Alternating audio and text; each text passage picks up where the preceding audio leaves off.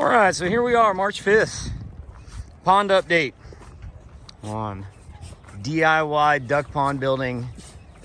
It's gonna be the last pond update video for quite a while, I think. Because I think we're at a stopping point. So pretty excited about that.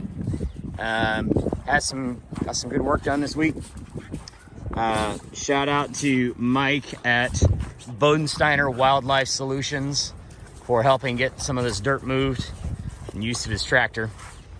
Apologies if I stumble, I've got puppies under the feet. But anyway, we got this back here in the northwest corner. We got that excavated and down a ways. We got that big, there's a pile over here we had. That is what ended up going on top of the old dam to get that a new coat. Looks really good. I did a little bit of box blade work right here on the very far western edge around the dam. That should be the new spillway. So when we have emergency, runoff should go out this way and down to the creek. So that should be the way it's gonna work.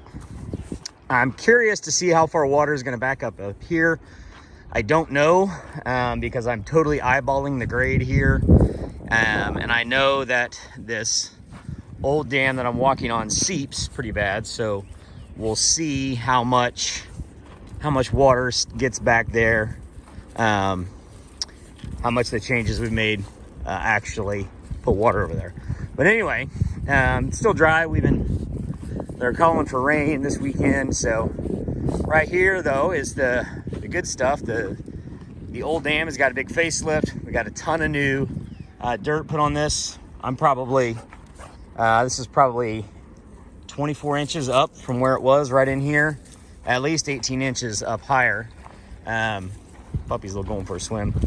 I might come and do a little bit of work right here. We got kind of a ridge on the side where I did some grading work with the box blade, but all in all, I'm really happy with how this turned out. It's nice and flat. Anxious to get some water on this to help everything settle in and, of course, try to hold some of that water, try to catch some. So back here, back to the new section, we still got the pipe going for the transition from old to new. I've actually got kind of some ideas of what I want to do with this. Really thinking about leaving this little elbow footing on here and using another pipe to cut off the flow of water. If we get a really big storm and we got a lot of runoff, use that pipe to cap and just stick it in there, and that would not allow any more water to run in. Because at the moment, I have no way to let water out of the new marsh, and so there's a little bit of water still ponded up over here up against the dam. Looks like the puppy's gonna go run through it. That'll be fun. But the big change we kind of got finished up that I dreamed up. I excavated dug quite a bit of clay right over here. Found a nice spot to pull some clay out, some good rich orange clay that made into this new terrace that is gonna separate. I guess I probably need to name these. Basically trying to cut the new marsh in half. So all the measurements showed where I'm standing right now on this. Right here was going to be too high. And we weren't going to be able to back water up this way because it was going to run out.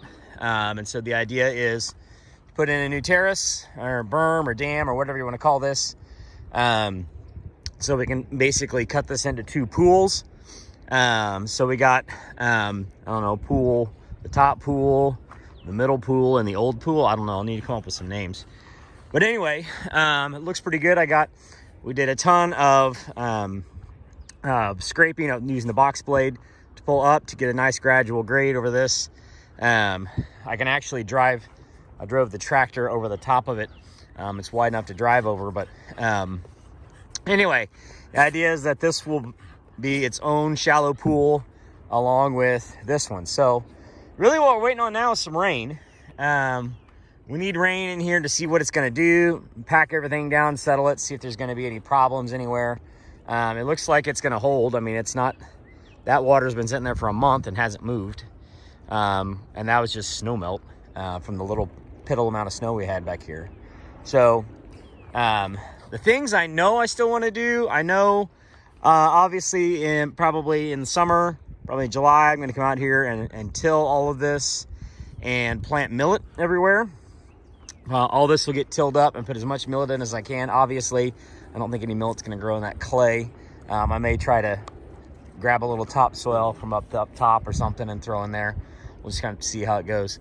And at some point, probably right over in here, I'm going to need to do something for a water control structure. Got a couple of ideas, whether I want to make one, do kind of a homemade thing, or if I want to buy an agri-drain or something.